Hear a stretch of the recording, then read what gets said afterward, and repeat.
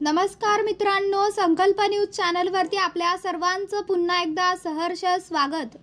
आताच्या क्षणाची सर्वात मोठी बातमी समोर येत आहे। सविस्तर बातमी जाणून घेण्यापूर्वी आपण जर चॅनलवरती नवीन असाल तर चॅनलला सबस्क्राइब करा, बेल आयकॉन प्रेस करा। शरद पवारांनी केलेल्या एका विधानावर राजकीय वर्तुळातून वेगवेगळ्या प्रतिक्रिया उमटत आहेत। महाराष्ट्र नवनिर्माण सेनेचे अध्यक्ष राज ठाकरे यांनी या मुद्द्यावरून शरद पवारांना टोला लगावला। पावसामुळे पुण्यात उद्भवलेल्या परिस्थितींची पाहणी करण्यासाठी मनसे अध्यक्ष राज ठाकरे पुणे दौऱ्यावर आहेत। राज ठाकरे यांनी घरमध्ये गेलेल्या नागरिकांशी संवाद साधला।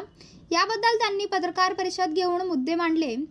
राज ठाकरेंना पत्रकार परिषदेत शरद पवारांनी केलेल्या विधानाबद्दल प्रश्न विचारण्यात आला।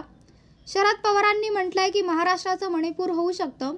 विशेष करून मराठवाड्यात जो मराठा विरुद्ध ओबीसी जातीवाद वाढायला लागलाय त्याचे हे भाष्य आणि तुम्ही शरद पवारांच्या एकूण राजकारणावर जे भाष्य केलं आहे, आता विधानाकडे कसे बघता? शरद पवारांचं विधान मी विचारलेलं नाही, पण शरद पवारांनी या गोष्टीला हातभार लावू नये, बाकी काही नाही असे म्हणत राज ठाकरे यांनी शरद पवारांना टोला लगावला। मगाशी कुणाच्या तरी बोलण्यामध्ये मणिपूरचा उल्लेख झाला। देशाच्या पर्यटनमध्ये त्यांची चर्चा झाली। मणिपूरचे विविध जातीचे, धर्माचे, भाषेचे लोक आम्हाला भेटायला दिल्लीला आले आणि चित्र काय सांगितलं तर पिढ्यानपिढ्या एकत्र असणारा हा प्रांत अवस्थ झाला। दोन जातीमध्ये संघर्ष झाला, घरदार पेटवण्यात आली, शेती उद्ध्वस्त झाली, स्त्रियांवर अत्याचार झाले। पिढ्यानपिढ्या एकत्र असणारा, सुसंवाद ठेवणारा मणिपूर आज एकमेकांशी बोलायला तयार नाही, ही अवस्था त्या ठिकाणी आहे। आज एवढं मोठं संकट एका राज्यावर आल्यानंतर राज्यकर्त्यांची जबाबदारी आहे की त्याला समोर जाणं, लोकांना विश्वास देणं, एकवाक्यता निर्माण करणं, कायदा आणि सुव्यवस्था जतन करणं।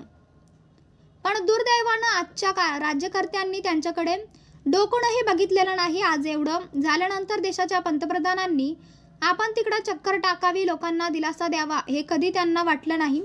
हे घडलं मणिपूरमध्ये, आजूबाजूच्या राज्यातही घडलं, खाली कर्नाटकमध्ये देखील घडलं आणि अलीकडच्या काळामध्ये महाराष्ट्रातही घडेल की काय अशी चिंता वाटायला लागली आहे। सुदैवाने महाराष्ट्राला दिशा देणारे अनेक युगपुरुष होऊन गेले असे भाष्य शरद पवारांनी केले होते। तर मित्रांनो, आपल्याला काय वाटतंय? आपली प्रतिक्रिया आम्हाला कमेंट बॉक्सच्या माध्यमातून नक्कीच कळवा आणि चॅनलला आणखीनही सबस्क्राइब केलं नसेल तर चॅनलला सबस्क्राइब करा, बेल आयकॉन प्रेस करा, जेणेकरून असेच नवनवीन व्हिडिओ व चालू राजकीय घडामोडी सर्वप्रथम आपल्याला या चॅनलवरती बघायला मिळतील। भेटूया आता पुढच्या व्हिडिओस, तोपर्यंत धन्यवाद। जय महाराष्ट्र।